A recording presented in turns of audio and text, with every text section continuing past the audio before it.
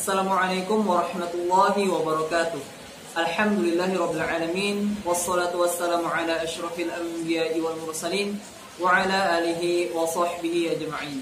Rabbi shrah li sadri wa yassir li amri wahlul 'uqdatam min lisani yafqahu qawli. Puji dan syukur marilah kita panjatkan kehadirat Allah Subhanahu wa taala yang telah melimpahkan nikmat-Nya hingga kita bisa mengikuti kegiatan Jumat pagi.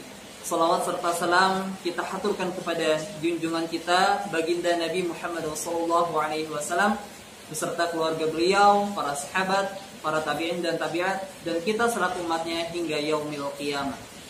Pekan ini adalah pekan pertama anak-anak mengikuti kegiatan ulangan.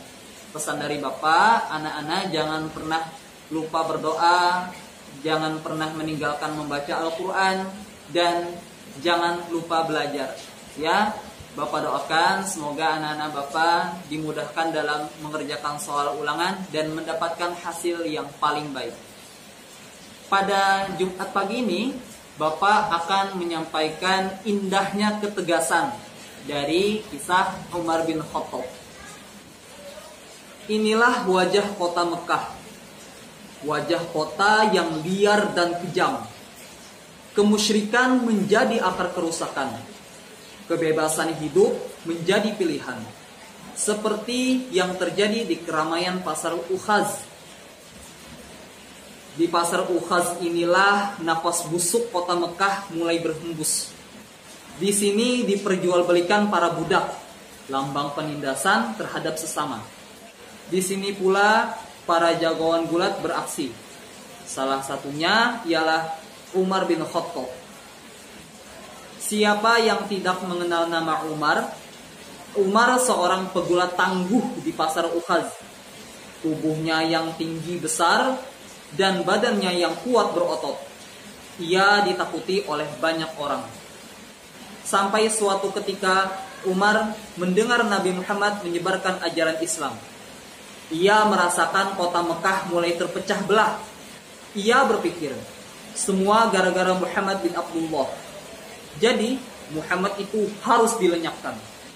Pada suatu hari yang terik membara, Umar bin Khattab dengan kesal keluar rumah. Ia menyandang pedang panjang di pinggangnya. Tujuannya ke rumah Abil Arqam yang menampung Muhammad Rasulullah dan para sahabatnya. Dalam perjalanan, Umar bertemu Nu'aim bin Ubaidillah. Nu'aim pun menanyakan maksud kepergian Umar. Umar menjawab tegas, ia akan membunuh Muhammad. Nu'aim kemudian memberitahu, sebelum membunuh Muhammad, Umar harus membunuh adiknya, Fatimah, karena adiknya sudah menjadi pengikut Muhammad. Umar menggeram dibuatnya. Dia tidak menyangka adiknya masuk Islam. Ia langsung berbelok ke rumah Fatimah binti Khattab. Jika ucapan Nu'aim terbukti, ia akan menghukum adiknya. Ketika Umar bergegas ke rumah adiknya, Fatimah dan suaminya Sa'id bin Zaid sedang belajar Al-Quran kepada guru mereka, sahabat Nabi SAW yang bernama Khabbab bin Arad. Tiba-tiba Umar mengetuk pintu rumah. Fatimah dan Sa'id dibuat sangat terkejut. Mereka menyuruh Khabbab bersembunyi di kamar. Umar kemudian membuka pintu rumah. Wajahnya terlihat sangat garang. Umar langsung masuk ke rumah. Ia menanyai adik dan suaminya itu. Jawaban keduanya tidak memuaskan. Ia langsung memutar kepala Sa'id dan membantingnya dan menduduki dadanya. Ketika Umar menduduki dada Sa'id, Fatimah berteriak-teriak menghardik Umar. Tanpa sengaja, sahifah tersembul dari baju Fatimah. Umar memaksa ingin membaca tulisan Al-Quran itu. Fatimah menolak, kecuali Umar mau berwudu. Umar menuruti kata-kata adiknya. Ia berwudu, kemudian membaca sahifah itu. Kebetulan sahifah itu berisi surah Thaha. Umar membacanya dengan cermat dan teliti. Ia sangat tertarik pada ayat sahifah itu. Setelah membaca surah Thaha, Umar berseru, tidak pantas bagi Allah yang ayat-ayatnya sebegini rupa untuk mempunyai sekutu yang harus disembah. Tunjukkan kepadaku Muhammad. Mendengar ucapan Umar, Khabbab bergembira. Ia segera keluar dari persembunyiannya.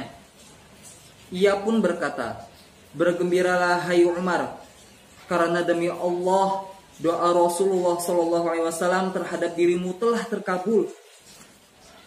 Sebelumnya Rasulullah SAW memang berdoa agar salah seorang dari dua tokoh masuk Islam. Mereka adalah Umar bin Khattab atau Amr bin Hisham alias si Abu Jahal. Ternyata Allah memilih Umar bin Khattab.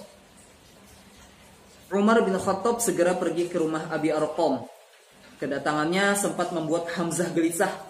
Namun ternyata Umar datang untuk masuk Islam. Ia kemudian mengucapkan 2 kalimat syahadat. Kini umat Islam mendapat kekuatan tambahan.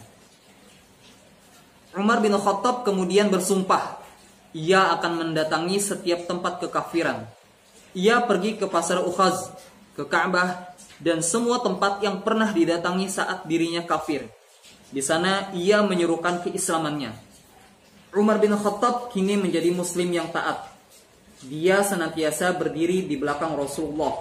Kekuatan kaum muslimin menjadi bertambah. Mereka segan karena ada Umar dan Hamzah. Ketika perintah hijrah turun, Umar pun hijrah mendahului Rasulullah. Sebelum berangkat, ia berteriak-teriak, "Inilah Umar, hendak berhijrah. Siapa yang mau menghalangi, silakan." Alangkah tegas dan jantannya Umar. Umar menjadi sahabat dekat Rasulullah. Kedudukannya sama dengan Abu Bakar, Utsman, dan Ali. Umar menjadi salah satu kekuatan umat Islam. Ia senantiasa berjihad di jalan Allah. Pada puncak karirnya, Umar menjadi khalifah. Dia diangkat menjadi Khalifatul Rasyidin yang kedua, menggantikan sahabatnya Abu Bakar. Kedudukannya sebagai khalifah tidak mengubah perangainya. Ia tetap Umar yang dulu, Umar yang tegas, Umar yang jantan, dan Umar yang pemberani. Akan tetapi, Umar tetap hidup sederhana. Ia terkenal sebagai si jubah dengan 11 tambalan. Itulah baju kebesarannya yang selalu dipakai. Ia tidak memakai baju bagus dan makan enak sebelum rakyatnya menikmati semua itu. Pernah suatu malam, anaknya, Abdullah, datang. Ia datang ke tempat Umar bekerja sebagai khalifah. Umar menanyakan, apa maksud kedatangannya? Mau berbicara tentang keluarga atau negara? Abdullah menjawab akan berbicara masalah keluarga. Umar kemudian meniup pelita di depannya. Abdullah menjadi bingung dan bertanya. Umar menjawab, pelita ini minyaknya dari rakyat. Karena yang dibicarakan masalah keluarga, maka pelita itu harus dimatikan. Umar seorang khalifah yang tegas dan jujur. Setiap ada anak buahnya yang menyimpang, pasti ia akan menegur atau memecatnya. Gubernur Mesir, Amr bin As, ditegur karena ia memaksa seorang Yahudi menjual tanahnya. Muawiyah bin Abu Sufyan, Gubernur Syam, dipecat karena ada laporan Muawiyah punya istana megah. Bahkan ia memecat panglima perang, Khalid bin Walid. Khalid justru tidak bersalah apa-apa. Bahkan sukses sebagai panglima. Ia hanya takut Khalid menjadi takabur. Umar juga sering memarahi anaknya, Abdullah, saat ia menjumpai anaknya makan daging atau mempunyai hewan yang gemuk-gemuk. Ia tidak mau keluarganya memanfaatkan jabatan. Bahkan ia marah saat menjelang ajal. Sahabatnya menawarkan Abdullah untuk menjadi khalifah penerus. Umar bin Khattab menghembuskan nafas terakhirnya dengan perantara serangan musuh di subuh buta. Ia ditusuk perutnya dengan cara dibopong, sebuah perbuatan yang pengecut. Walaupun demikian, menjelang ajalnya, Umar memaafkan perbuatan si penusuk itu. Ia sadar dan sudah sampai takdirnya. Demikianlah riwayat singkat Umar bin Khattab, Khalifatur Rasyidin yang kedua. Semoga para pemimpin kita, presiden, para gubernur, para wali kota, dan kita bisa meniru kepemimpinan dan ketegasan dari Umar bin Khattab. Mungkin ini saja dari Bapak. Sekian, terima kasih. Salah khilaf mohon maaf. Wassalamualaikum warahmatullahi wabarakatuh.